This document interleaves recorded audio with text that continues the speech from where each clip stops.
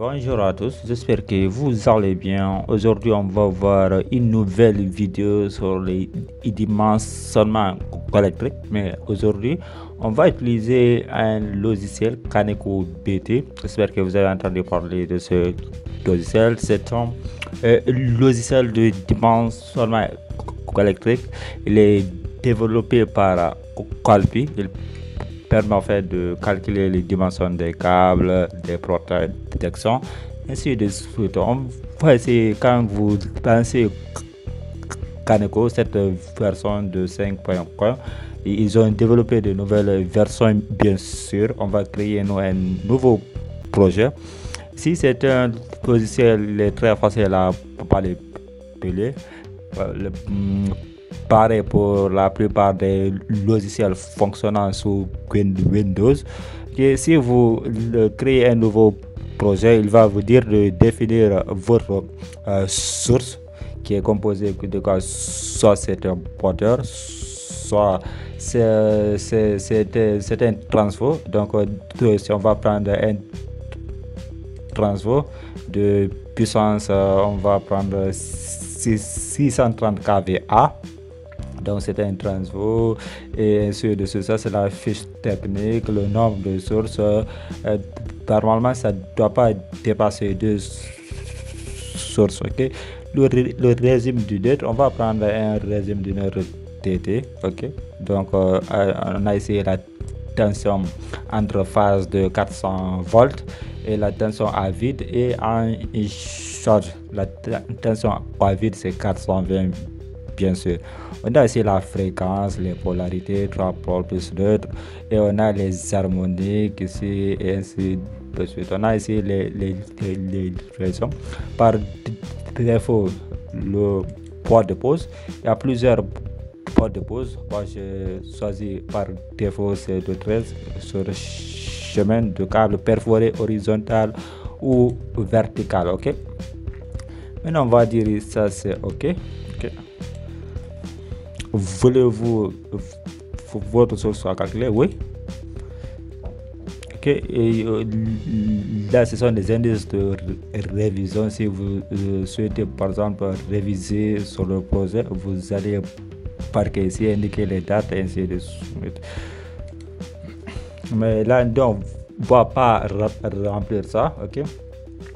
Si vous avez défini votre source très bien, ok, vous avez ici au niveau de ce ruban, vous avez fichier édition. C'est comme la plupart des logiciels, comme je l'ai dit, fonctionnant sous Windows.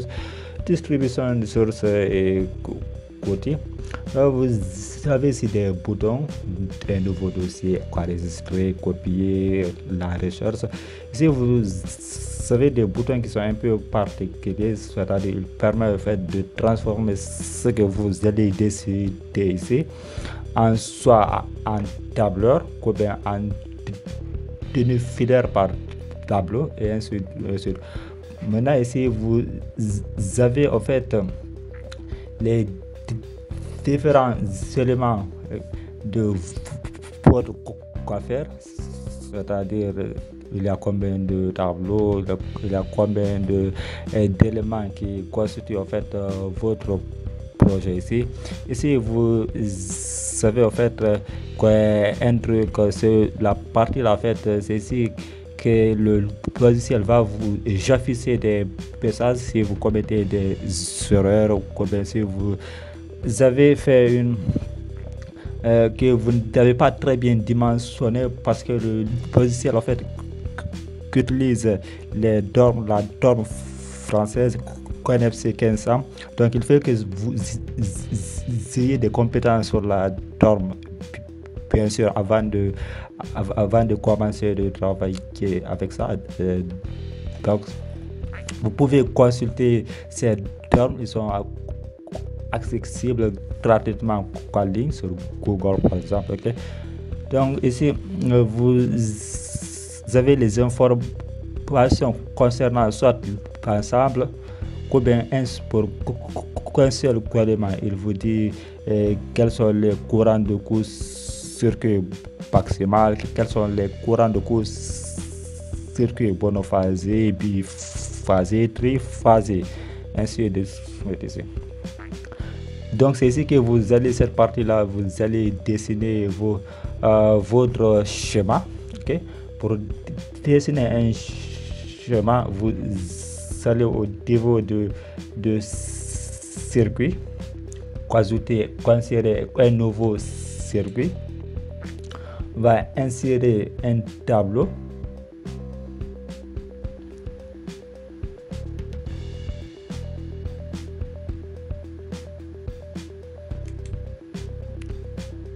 Je pas inséré un tableau, j'ai inséré une canalice.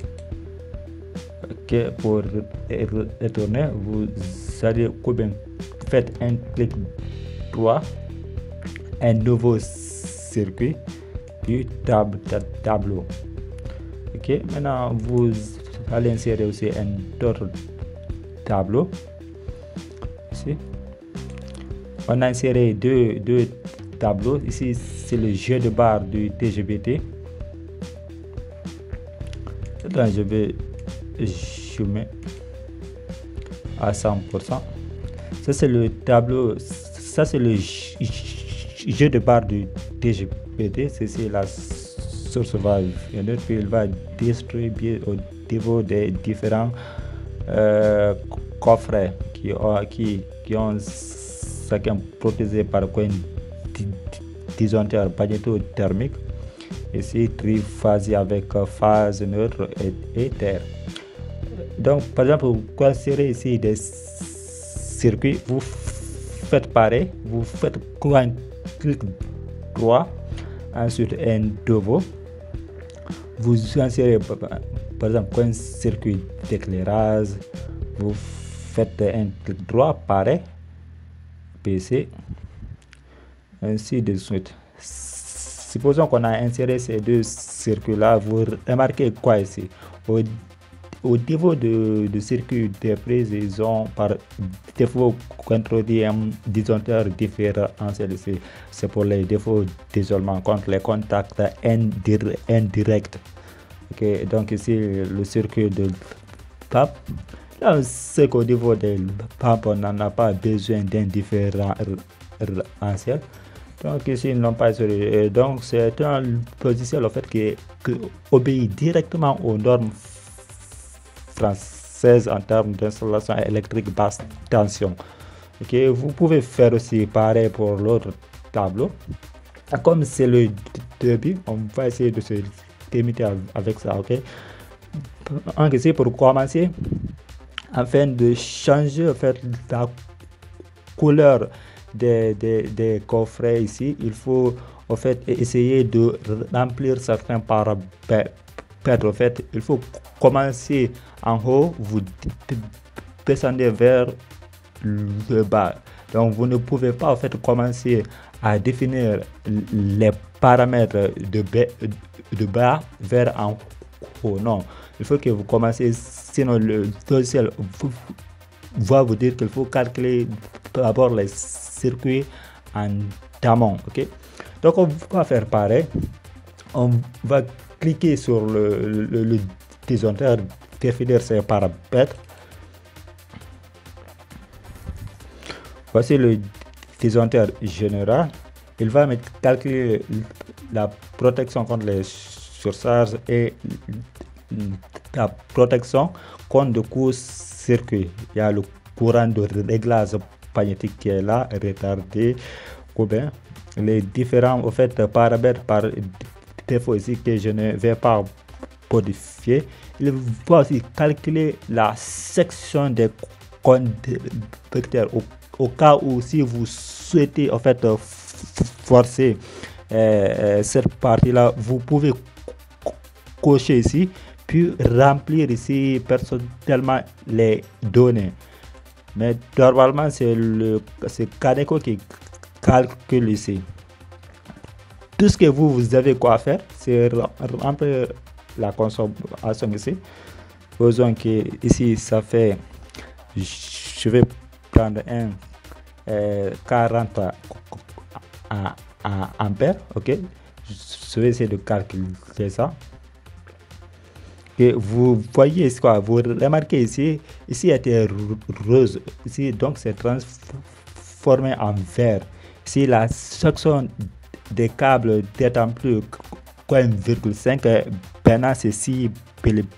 Donc il a calculé ça et il a calculé aussi la protection contre les sursautes qui est de 40 ampères plus le courant de réglage magnétique. Ok, donc vous cliquez tout simplement sur OK.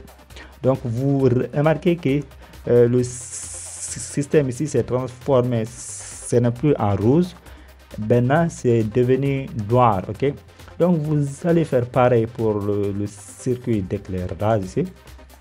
Vous double-cliquez sur le disjoncteur de protection, vous définissez ici les récepteurs qui sont branchés à ce niveau. On va prendre une lampe d'une fois 36 watts qui sont au nombre de 2. Ok, je vais essayer de calculer ça ici. Donc il me dit que je vais avoir besoin d'une protection de sursaute avec un calibre de 10 ampères plus un courant de réglage magnétique de 100 ampères. Aussi, j'aimerais vous attirer votre attention sur le fait qu'il y a des compléments ici qui existent. Donc ici, vous allez lire tout simplement les différents, la sélectivité thermique, la limite de sélectivité, le temps maximum de coupure, ainsi de suite, autant de valeurs, autant de données qui concernent votre appareil. Okay, ça vous permettra en fait de faire le bon choix. En fait, vous voyez ici, c'est transformé ici. Donc on va effectuer la même manœuvre concernant le circuit de prise. On va définir quoi, 5 circuits de prise. On va dire que ce sont des prises de 2 fois 16 ampères. Ensuite, on va calculer. Vous remarquez ici le câble ici c'est 1,5 mm au carré. Quand on va calculer, donc ça va devenir 16 mm. Wow, la section est augmentée. Donc le calcul ici c'est à 16 mm carré. Ok, si nous prenons par exemple 10 mm carré,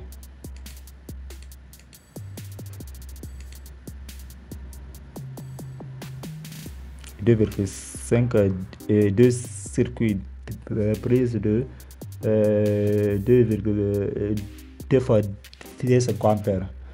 Donc c'est comme ça, il faut essayer de réaliser votre calcul. Ok, donc vous avez vu si tout ici s'est transformé en noir. Si on veut essayer de lire maintenant ces données qui sont là. Maintenant, on va essayer de lire ces grandeurs-là. En fait, ici, c'est le courant terminal calculé pour l'emploi. Et ici, en fait, c'est la section théorique en charge calculée.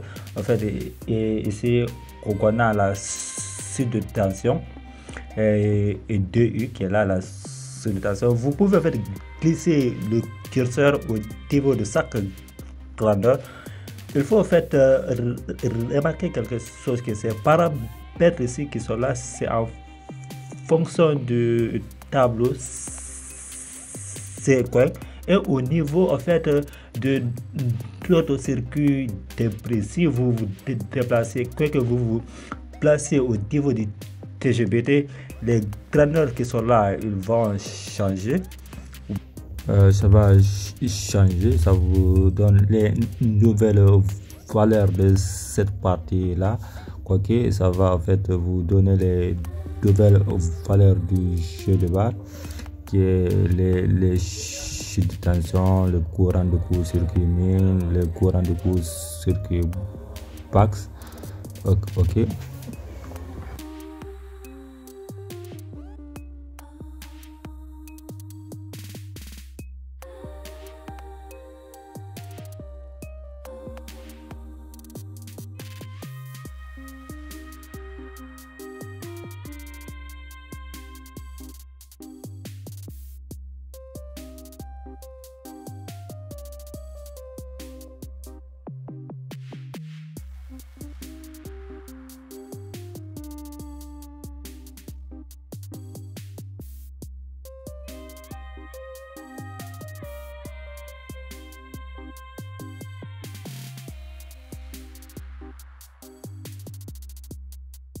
qui sont là, les récepteurs que vous pouvez ajouter, des protections aussi que vous pouvez ajouter, des relais, ainsi de suite.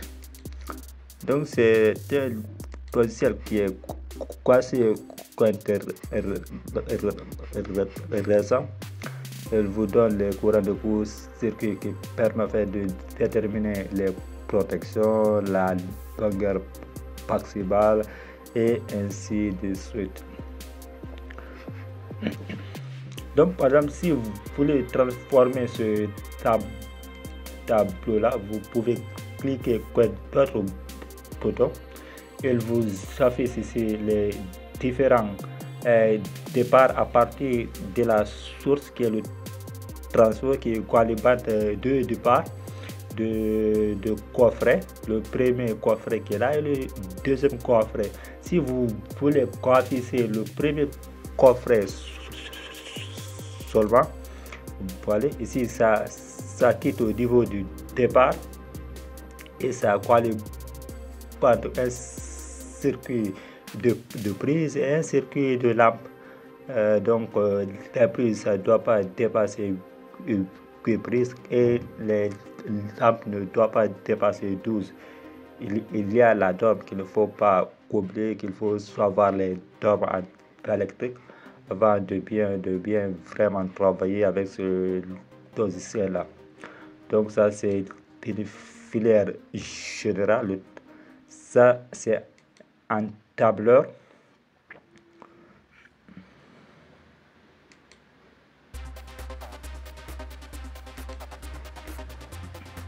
Ça c'est un tableur.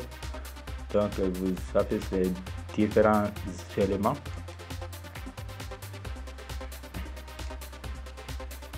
Sous forme de tableau. Ok. En fait, ici, on va essayer de faire un aperçu avant d'imprimer, voir un peu le travail qui a été accompli. Je vous donne le prochain rendez-vous. On va travailler sur un vrai projet concernant en fait les différents plans d'implantation qu'on a eu à faire ensemble sur AutoCAD. On peut un peu les importer ici et essayer de faire leur coffret, leur TGBT ici. Donc ici ce sont les différents schémas qui existent. Donc ici on peut renommer le